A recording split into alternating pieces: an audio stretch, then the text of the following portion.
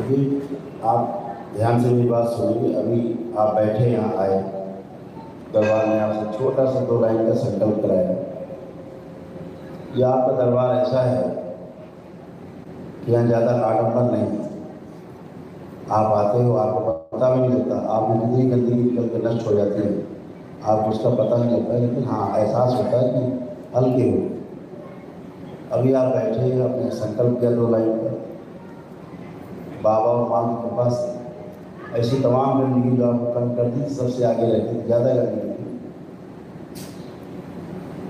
वो सब नष्ट हुई, बस हुए संगाल में।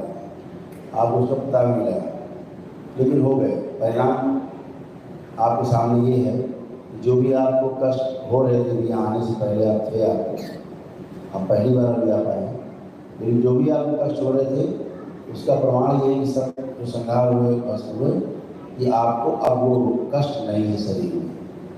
जो भी बैठने के पहले था, मेरे संकल्प कराने के पहले था, वो सब आगे नष्ट हो चुका है। बाकी समस्याएं बहुत हैं आपके घर में, परिवार के सदस्यों में, सभी में। तो जब दरबार का नियम पालन करते हो तो वो सभी चीज़ें क्रमानुसार जाती हैं। जिन्हें हम, आपके अंदर एक कौतूहल रहता होगा, एक बड़ा भूत प्रेत वाला, तो हम आपको स्पष्ट कर दें कि इनसे डरने की आवश्यकता नहीं है। क्यों नहीं है? क्योंकि ऐसा कोई भूत प्रेत नहीं होता जो आपको खा जाए, मार दे, है ना, जान ले ले। ये डराने वाले से होते हैं, डरा दे, आप डर, है ना, तो भय का ही भूत होता है। ज़्यादातर समस्या आपकी स्वयं की है। भूत का मतलब होता है बीत चुका, पास्ट का। तमाम अपनी स्वयं की स्मृतियाँ रहती हैं पुराने पिछले जन्मों की, वो भी आगे आते हैं। नाना प्रकार के उसमें रोल अपने रहे होते हैं। अज्ञानता में हम उन्हें दूसरा मानते हैं, और जैसे हमने स्वयं किया है कभी पिछले जन्मों में, वो चीज़ें हमको दिखती हैं, सुनाई देती हैं, महसूस होती हैं, तो आपको लगता है कि मेरे विरुद्ध है।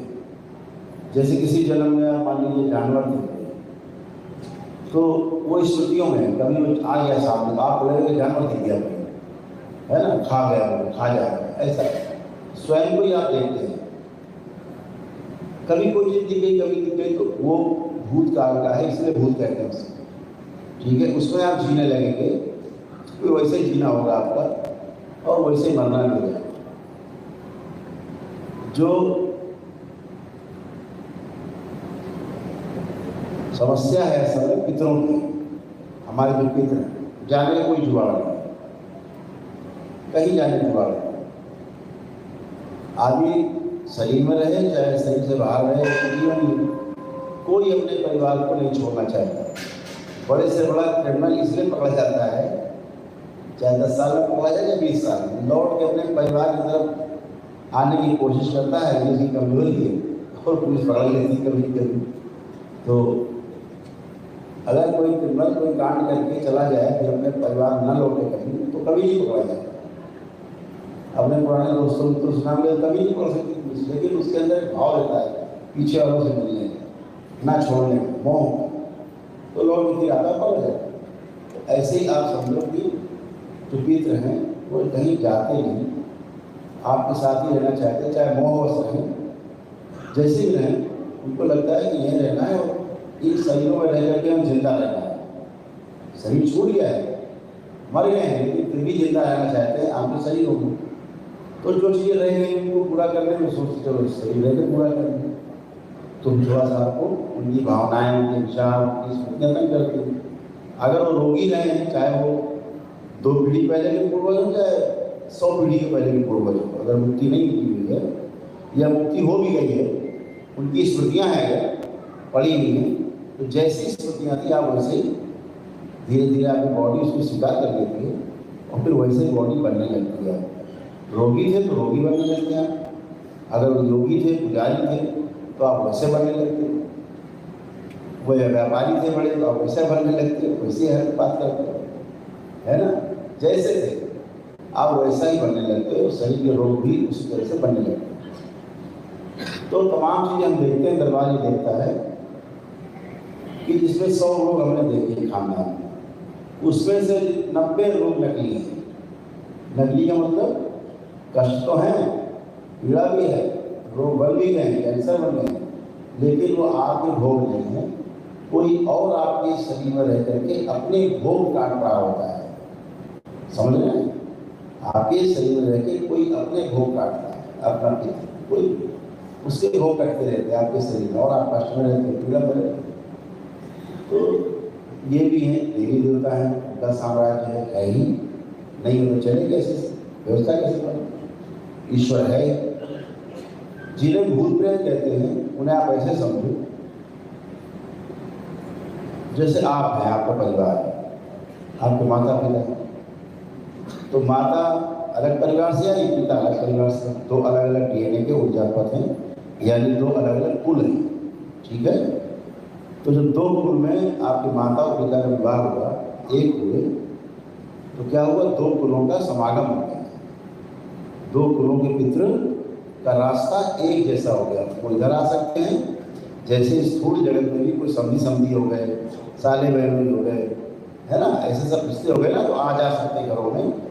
ऐसे ही सूक्ष्म जगत में भी वो अंदर अंदर इंटरकनेक्ट हो गए, अंदर अंदर जुड़ गए, तो अंदर अंदर उनका आना जाना जारी रहेगा।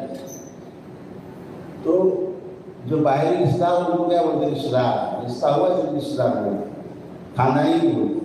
खानदानी इसको बोलते हैं कि अपने परिवार के लोग, चाचा ताऊ, ये हमारा खानदान। ऐसे ही सूक्ष्म जगत में भी अपने पितर हो गए, जो अपने कुल के उन्हें पितर कहा गया, और जो बाहरी कुल हमसे जुड़ गया, माता का कुल जुड़ा, और उनके पितर अगर हमारे कुल में आए उसे, तो उन्हें प्रेत कहा गया, मतलब भूत कह लिया, भूत भी कह सकते हैं। फिर प्रश्न ये उठता है कि मैं तमाम ब्रह्म राक्षस, पिशाच और ये खबीस और जिन्नी कैसे क्या कहाँ से आ जाते हैं? ये एक प्रकार की कहा जाए कुयोनियाँ है, समझ रहे हैं? उसमें अपने कर्मों के अनुसार वैसे ही वो बन जाते हैं पितृ, चाहे अपने पितृ हो चाहे दूसरे के पितृ, कर्मानुसार वैसे ही अंदर फिर वो बनते जाते हैं, उनका स्वरूप वैसे ही बनता जाता है जैसे उनके विचार थे। तो वो उसी रूप में दिखते हैं कि जो एक रूप में कोई दिख रहा है, तो कोई किसी रूप में दिख रहा है, तो भूत, ये सब तमाम चीज़ें हैं। लेकिन होता क्या है? वो पितृ ही होते हैं, अपने कुल के या बाहरी कुल जो हमसे जुड़ गए। अब ये कुल हो गए, उसके बाद जहाँ दो मम्मी पापा आपके जुड़े तो दो कुल हो गए, लेकिन दो ही कुल नहीं जुड़ेंगे, हजारों कुल जुड़ गए। कैसे जुड़ेंगे? अब आपकी माता जी का जो ननिहाल है, ठीक, और वो भी जुड़ा हुआ है पहले से वहाँ, क्योंकि उनकी माता आपकी माँ की माँ यानी नानी माँ मौजूद है, तो वो कुल पूरा पीछे का पहले से जुड़ा हुआ है। ऐसे आगे पिताजी के वो ननिहाल, वो जुड़ी हुई है। जब तक आप बाहर नहीं आते, ऐसे ही छलने एक दूसरे से जुड़े हुए हैं। भाइयों की शादी हुई तो और एक कुल जुड़ गया, उनके तमाम कुल जुड़ गए। बहनों की शादियाँ हुई, उनसे कुल से हमारे कुल जुड़ गए, तो उनके तमाम कुल वो भी जुड़ गए। ऐसे करके कोई भूत प्रेत जिसे हम कहते हैं कि बाहर से नहीं आया, सब अंदर ही रहती व्यवस्था। और हमारी ऐसी मनस्थिति होती है, उस तरह का अगर कोई मैच कर गया, जैसे शराबी है, कोई शराबी है और किसी कुल में कोई भयंकर शराबी को आगे पी जाएगा, कहेंगे बड़ा बढ़िया पिया हुई से मैच, तो आप पास ही रहेगा, वो शराब को अपना भोग जो है करेगा, तो भी ज़्यादा पीने की इच्छा पैदा करेगा, ज़्यादा पीने लग जाओगे। तो जुड़ गया, जी जैसी आपकी मनस्थिति होती है वैसे लोग आपके साथ जुड़ते। जैसे आपको विश्वास है कि हम यहाँ आए हैं, परिवार को अच्छे हो गया, हमारा परिवार अच्छा हो गया, तो आप आते हो, नहीं तो क्यों आप आए? ये विश्वास है।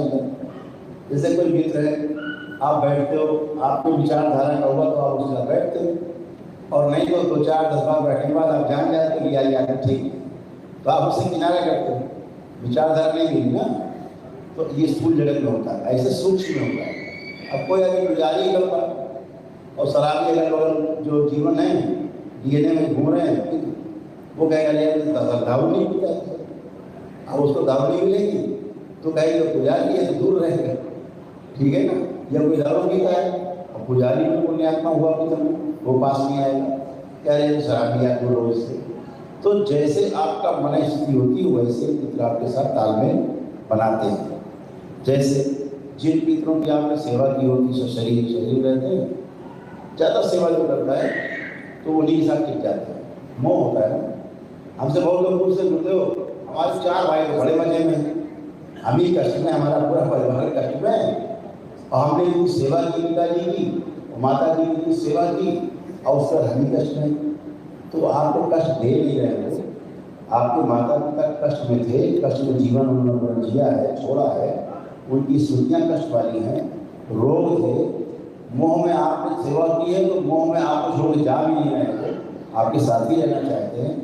आपसे चूंकि तालमेल स्थूल जगह में था तो सूक्ष्म में तालमेल आपके से बना हुआ है, तो आपको छोड़ के जाते हैं। उनको जो बीमारियाँ थी धीरे धीरे आप में होने लगती हैं। जैसी कि मन स्थिति थी वैसे आप होने लगते, इतनी बात है।